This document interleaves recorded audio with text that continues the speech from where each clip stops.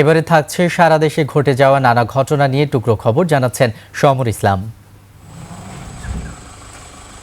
মাদারীপুরে আলোচিত লামিয়া হত্যা মামলার এজাহারভুক্ত ৩ আসামিকে বাগেরহাট থেকে গ্রেফতার করেছে পুলিশ। প্রস্তাবিত স্থানে বগুড়া বিশ্ববিদ্যালয়ের দাবিতে শাহজাহানপুরে মানব প্রাচীর ও মহাসড়ক অবরোধ, জেলা প্রশাসকের আশ্বাসে কর্মসূচি প্রত্যাহার। সাভারে আলোচিত শারমিন হত্যাকাণ্ডের মূল হোতা ধর্ষক মাসুম ইসলাম গ্রেফতার। জামালপুরে জিঞ্জিরাম নদীতে ভাসমান যুবকের মরদেহ উদ্ধার করেছে নৌ থানা পুলিশ।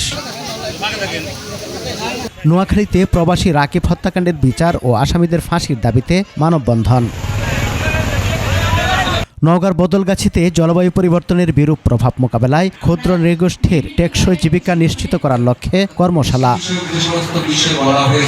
চাঁদপুরে ভোক্তা সংরক্ষণ অধিদপ্তরের অভিযানে একটি প্রতিষ্ঠানকে ৩০,০০০ টাকা জরিমানা করা হয়েছে। চাঁপাইনবাবগঞ্জে সীমান্তবর্তী ৭০০ মানুষকে বিনামূল্যে চিকিৎসা সেবা ও ওষুধ দেওয়া হয়েছে। চুয়াডাঙ্গা জেলা পরিষদের উদ্যোগে ২৯২ জন কৃতি শিক্ষার্থীর মাঝে ১৮,২৬,০০০ টাকার শিক্ষাবৃত্তির চেক বিতরণ করা হয়েছে। হিলিতে গ্রামীণ সড়কের কোর রোড নেটওয়ার্ক ও তথ্য যাচাই বিষয়ে কর্মশালা।